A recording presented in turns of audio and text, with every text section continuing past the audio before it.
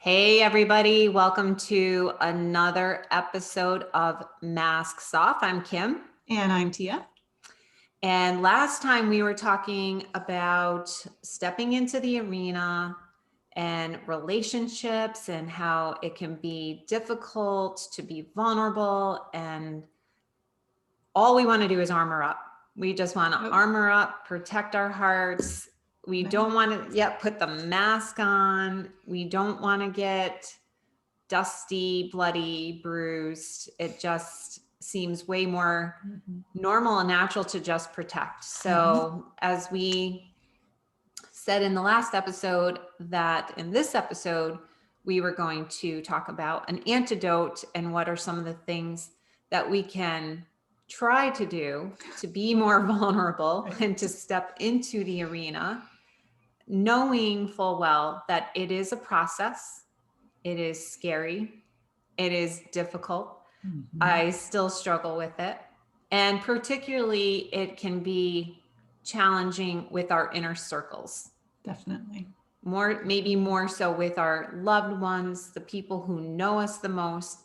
It may be even more challenging to be our truest selves, our most authentic selves with our inner circle than people that are on the outer circles, because the people who are on the outer circles, we don't have to see them if we don't want to. We don't have to see them again if we don't want to.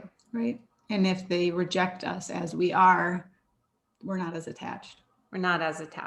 So more so with our inner circles. So we'll start with our quote, and then we're going to talk about some of the antidote to this particular disease, we'll call it, if you want to call it that. Okay, so the quote is, "As long as you are pure of heart, you speak the truth." Umar. That just made me think of another quote too. "To thy own self be true." To thy own self be true, right? So if you are really being true to yourself and you're speaking from your heart space, you can't go wrong. Right. You really can't go wrong. However, as we were talking earlier before we came on, it is so tricky, so darn tricky to be sure that we're coming from a pure heart space. Exactly. Because that ego is so insidious, is it not? Completely. So while we think we may be speaking our truth, we may actually not. And that's where it's the muddy, murky water of, okay, I'm going to speak my truth, but is it my truth? Is it coming from that heart space? Because we can speak our truth, but it can be coming from ego.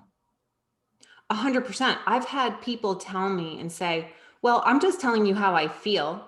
And with that tone, I'm just letting you know how I feel. It's how I feel because, right, we've all been taught, well, as long as you say I feel, then you're like, okay, because that's like the safe word or the safe zone. No, it's not. Not at all. Because if you say, I feel, and you have this energy of anger behind you, you're coming from an ego space. You're not coming from pure essence. Right. And I've done it myself. Yeah, you're coming from protection, self-protection. Yeah. And I love that you bring that up, because how many times you can't say you made me feel, but if you say I feel. Yeah, that's what I'm referring to. No. Yes. And it can be, and it cannot be. And a lot of times when it comes from that energy and that space of I feel, it's like, it is a place of woundedness. I feel like, I feel you did this to me, or I feel because, and it's a hurt space. It's a place of being wounded, right? So Tara Brach talks often and brings up the example often about when the man is walking through the woods and he sees a dog in the woods and he go by itself and he walks over to the dog to go and, check on him. What's going on, dog? And as he gets closer, the dog starts to growl and bares its teeth, and the man steps back like, oh, okay. And then he notices that the dog's leg is caught in a trap.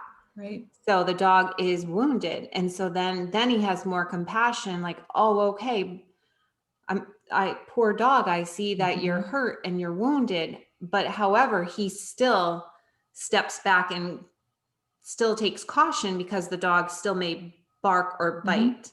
Right. So humans will bark and bite when their quote unquote leg is caught in the trap of being hurt. Exactly. You just don't see the leg in the trap unless you look deeper. Yeah, we rarely see the leg in the trap. We rarely see that.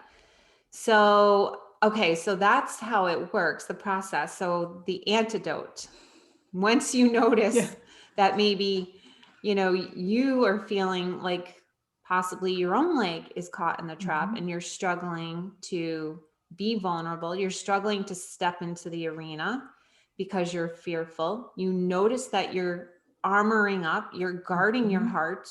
You don't want to be hurt. You don't want to be vulnerable. Then what? Then you're triggered now, right? Something has happened. Right. You're feeling fearful of stepping into the arena. Exactly. So the first thing is to notice if you're in fight, flight, or freeze, right? You have to regulate first and foremost your emotions. Right. Can't do anything. Yeah. If we're in that heightened state, you can't come from your heart. Exactly. Fully. I mean, your heart can be in there because you're hurt, but it's not coming from a space of open-heartedness. That's right. That's right. Because you have the leg in the trap. Your leg is in the trap and you're going to growl, bark, or bite. Right. So we'll use that terminology for this episode. So yes. Good. Okay. So you've noticed. So the first thing is to regulate your emotions, which might mean, okay, you don't say anything in that moment. Right. You have to possibly just take some deep breaths, maybe process with a friend, process with somebody else, go for a walk, deconstruct a little bit, right? Investigate, go inward. What's underneath this? Why am I hesitating to be vulnerable? Why am I hesitating to speak up, to share my truth, to speak my truth? You do all that kind of inward processing. Right. Going within and understanding what's beneath the surface. What is beneath the surface?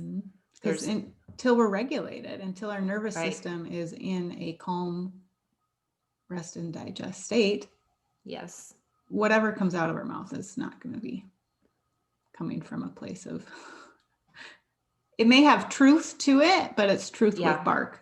And that does not go well. Doesn't feel good when we speak our truth that way anyway. Right. You most likely aren't going to have that connection that you want and are hoping for with the other. Right. So, and we're talking in relationship. We're not talking, if you need to speak your truth for safety or and you need the bark, that's different. We're not talking about those types of situations. We're trying to just navigate the waters with interpersonal close relationships. This is what we're focusing on. So now you have regulated your emotions some, you've relaxed some, you've done what you needed to do, you've processed, you've gone underneath, you are noticing the leg in the trap. What is your inner child? What is your inner dialogue saying? All the things that we've talked about. What are you fearful of? What are you fearful of? I mean, what masks are in the way? Right. What are getting in the way? I mean, it takes a lot of work. This is work, people. This is a lot of work. It's not easy. It's really hard, especially in those relationships. Yes. We don't want to underestimate or undermine how difficult this can be. And it can take many, many rounds. It can take many rounds. Exactly. We're not looking for perfection. No, we're not looking for perfection. We want to heal, right? We want to become our truest selves. Right. So then once you have regulated somewhat, then you can decide, okay, am I coming from a place of ego, or am I coming from essence, which is still more of what we were talking about, ego being the wounded part, the protective part, the inner child part, versus essence. Essence is what? Do you want to describe what essence is? you're not attached. You're just speaking what you need to say with complete acceptance of how the other person responds. Yeah. Knowing they're going to meet you where they can, and you don't take it personally. In essence, it's that open-hearted space. Yeah. So you're not coming in with the bite. You're just saying, I need to share with you what's showing up for me. And if it hurts you, I apologize, but I have to say this, because if I don't, I feel our relationship is not going to be as strong. And I just want to accept you as you are, but I also want you to know who I am deep down. And that can be scary, because you just said, I want you to know who I am deep down. And so, I mean, our whole entire podcast is masks off, and it's so hard to take that mask off. It is. And especially when others, well, ourselves and others have put us into a box of, well, this is who you are. This is who you're supposed to be. You're supposed to do this. You're supposed to say this. You're supposed to respond this way. And now we're not doing that anymore. And it's new and uncomfortable, even though it feels right, if that makes sense. It does make sense, because I particularly think about role of parent or role of mom, especially as our kids are, when they're little and young, they look up to us, as being their protector. They want us to keep them safe, and we have to be strong. And so I have felt personally that I fell into a role and wore a mask and didn't allow my vulnerabilities to be seen. I didn't allow my weaknesses to be seen, because if I did that, if I fell apart, they would think, well, if mom's falling apart, then what the heck am I going to do? Right. Or what's going to happen to me if mom falls apart or dad falls apart? Right. So, I've worn this mask and stepped into the role, but that's such a disservice. It's such a disservice, because we live what we learn. Mm-hmm. So now fast forward all the way through, and this is generational. These are generational patterns for so many, and cultures as well. There's just, it's might be a stereotype, but there's a cultural saying that the Irish don't show any feelings. It's my whole father's side of the family, they're all Irish. And whenever anyone passed away, when my grandmother passed away, my grandfather passed away, no one cried. It was a big celebration. I was going to say, at the bar, around the pool table. Yes, everybody was having a good time. They were playing, the music that we all love to dance to. And it was a celebration, and my father grew up in a family with 6 kids, and they, besides being Irish or whatever, they never showed emotion. I barely remember seeing my dad cry. My whole life is just being very stoic. So there's a lot of cultural conditioning. We're taught to be a certain way. And then again, the parenting. So what I'm trying to say is that there's all of this resistance to stepping into the arena. There's a lot of hoops that you have to jump through, and a lot of muddy waters that you have to go through and clear to have the courage and the bravery to step into the arena. Right. And I think bringing up that point is so necessary to understand, is the vast majority of us, there are exceptions, but the vast majority of us have never seen people do it. We've never seen our parents do it, or extended family or neighbors, or, maybe we've had glimpses of seeing people do it, and it's like, oh my gosh, that's amazing. But we haven't had consistent demonstration and modeling. So it is extra scary, because we don't know what's on the other side, because we haven't seen other people pass through it. I know.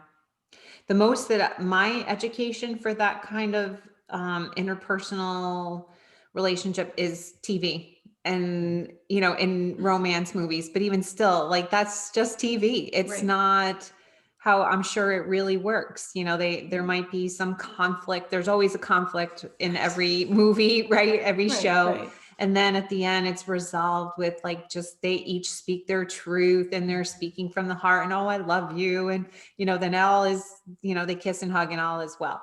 Right. It's not that clean and it's not that easy. No. And I think it's also important to remember, in those shows and movies, is then both people are at the same point, right? They're both conscious, they write it so that, oh, I hear you. Well, if another person is at a different point on their path of consciousness, they can't hear you in the same way, so those images we're seeing are not the reality, because oftentimes when you speak your truth, and if the other can't hear you, or someone speaks truth to me and I can't hear them because I'm in that agitated space, because no matter where you're at, we still can be triggered, because it's a journey. It's true. And so then all of a sudden you're met with this and you're like, wait a minute, you were supposed to say, oh, I hear you, I understand. And here's what I'm feeling. And I know. Really? It's such a setup. It's such a setup. Isn't everything a setup to some extent? Because life is messy. I know. And it's scary, but there's something to be said when you do speak your truth from that place of essence and releasing the expectation, because that's the third step that we're talking about, is releasing the taking it personally that the other person is going to respond in a certain way with the same compassion and whatever, or they very well may get defensive or shut down or tell you you're wrong, that's not what it is, because they have their own growing up, their own inner child, their own ego space, their own conditioning.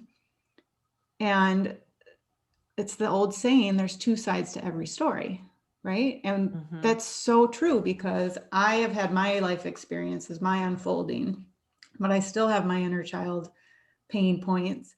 And so does that other person.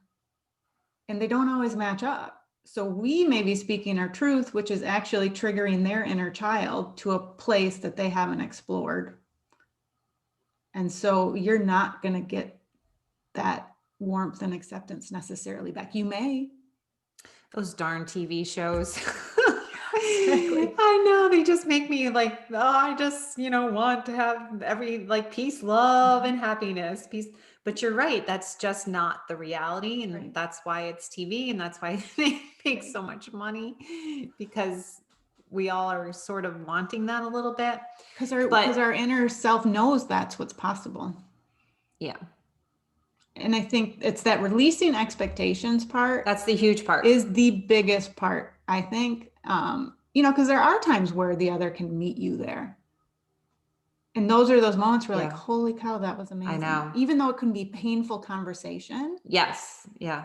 It's not that it's oh, I see you, I love you, blah, blah, blah. It can be painful, but the other is not being triggered. You're not being triggered. And that's where real growth happens. But those moments become more common if you're interacting with someone on the same path who's willing to deconstruct, go within, recognize triggers, yada, yada, yada. But you have to also be able to speak your truth with others who aren't. Right. And that's the part that I think that we've been speaking to a lot about going in the arena and how it can be scary. And for me, what I would probably fear the most is that if I were to speak from truth, then the person on the other end might just sit there and say nothing. That would be worse. I'd almost rather them fight back or something, but to just sit there and stare and say nothing, like that I wasn't seen or heard. But then look what I just said. Then I have to go back again. Right. Because it's a cycle. If I'm feeling that, I'm really coming from ego and inner child, and I'm really not coming from essence, because I'm worried or fearful about the response or the reaction from the other. And if I'm truly coming from essence and truly coming from heart and my truth, I just say it and I let it go. Right. That's a really hard place to be. It takes a lot of courage, confidence, self-assuredness, a lot of work, a lot of processing. a lot of soothing your inner child. Self-soothing, right? A lot of self-soothing to say, okay, I can just say, Kim, we're going to go into the arena right now, and you're going to say something and speak from your heart, from your own truth. And regardless of what the other says or does, it's okay, number one, and it doesn't diminish or take away from what you have just shared. Exactly. And that it requires a really strong alignment within. Yes, totally. Because I think there's times, I've experienced where I think I'm totally self-regulated. I'm making the conscious choice to say my truth. I'm coming from an open heart and essence. And in that moment I am. And then in a split second, it's gone. So I could say I know. And I'm like, I'm ready to receive whatever, I'm literally feel like I am. And then that person has a certain look or a certain tone or a word, and bam, my inner child's poked again. Yep. So I think it's important to remember we can be and speak from essence and really think we're ready to receive, but we're not in a sterile box. There's another person there. And so you can be as ready as you think you are and still get poked. And so then you have to just have that compassion, like, okay, I did speak my truth. I was ready. Here's another area to explore, to deconstruct, to go within. So the key then is not to bark back. Right. To stop and go through those steps. We were like, regulate self, make the conscious choice of coming from ego or essence to speak your truth, and release those expectations. So now it's back to the top again. Then your leg is now in the trap again. Exactly. If you're being poked. So then if your leg is in the trap, you can then come back with self-compassion, a lot of self-compassion, progress, not perfection. Yep. Right? It is what it is. Acceptance, awareness, presence, all the things that we have been talking about in all the podcasts, all, all these tools. Right. And you do a do-over and do it again. Over and over. And we're not saying this to discourage people. Like, well, what's the point then? The point is, when you're practicing this, it does get easier. Like, as I've practiced speaking my truth, I still get poked when I speak it, but less so. And I don't bark back as often. Because how are we going to get better at this? How are we going to model this? The only way we're going to model it is stepping into the arena over and over and get beaten and bloody and gored. And then we do it again and again.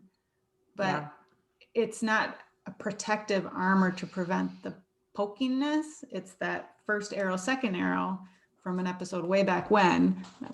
So if you're wondering what that is, go listen to that one. But it's being able to take those hits and not make it bleed per se. Yeah. That makes sense. I don't know. It does make sense. Wow.